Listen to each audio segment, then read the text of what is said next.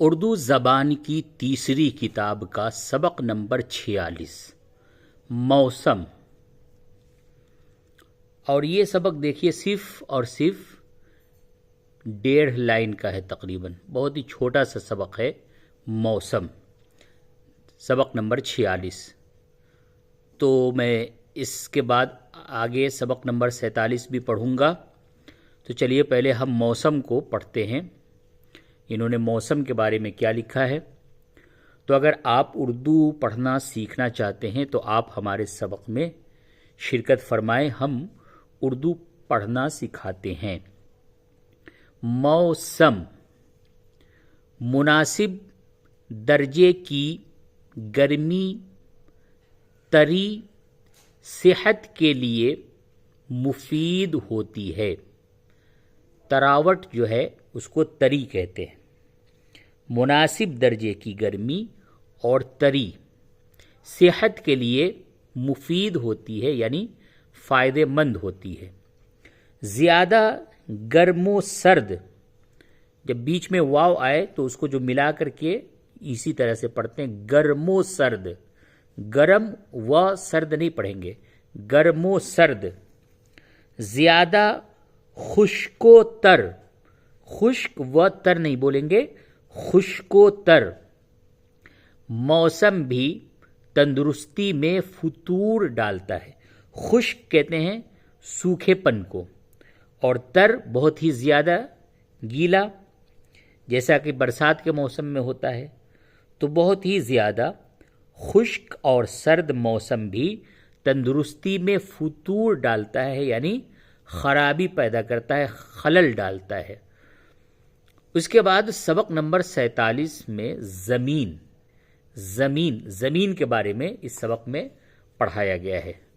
تو چلیے سبق نمبر 47 زمین پڑھتا ہوں۔ جس قطعے زمین پر، قطعہ کہتے ہیں ٹکڑے کو، ایک حصہ، جس قطعے زمین پر مکان بنایا جائے وہ خشک اور پاکیزہ ہونا چاہیے۔ یعنی جس جگہ پہ آپ مکان بنائیں گے، زمین کا وہ حصہ، وہاں پہ خشکی ہونی چاہیے۔ وہ تر حصہ، یعنی ندی وغیرہ، نالے وغیرہ سے جو قریب کا حصہ ہوتا ہے، جو بہت ہی تر ہوتا ہے، وہ مکان بنانے کے لیے مناسب نہیں ہوتا۔ اور اسی طریقے سے جہاں پہ لوگ گندگی، کوڑے کرکٹ وغیرہ ڈالتے ہوں، تو وہ سب جگہیں بھی مکان بنانے کے لیے مناسب نہیں ہوتا۔ تو مکان بنانے کے لیے بتا رہے ہیں کہ خشک اور پاکیزہ ہونا چاہیے۔ خشک وہی مقام رہتا ہے جو بلند اور پانی ڈھال ہو۔ نشیب کی جگہ یا جھیل، تالاب اور دلدل کے قریب تری نمی رہتی ہے، اور تری نمی سے ہوا خراب ہوتی ہے۔ جس زمین کے نیچے گندگی دبی ہوئی ہو، وہاں رہنا یا مکان بنانا ہرگز نہ چاہیے۔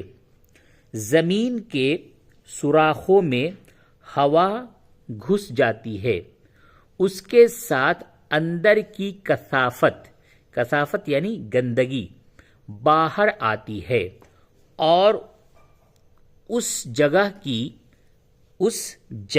کی تمام ہوا کو بگاڑ دیتی ہے۔ تو اتنا آج کے سبق میں، سبق نمبر 47 زمین کے بارے میں اور سبق نمبر 46 موسم کے بارے میں آپ نے پڑھا ہے۔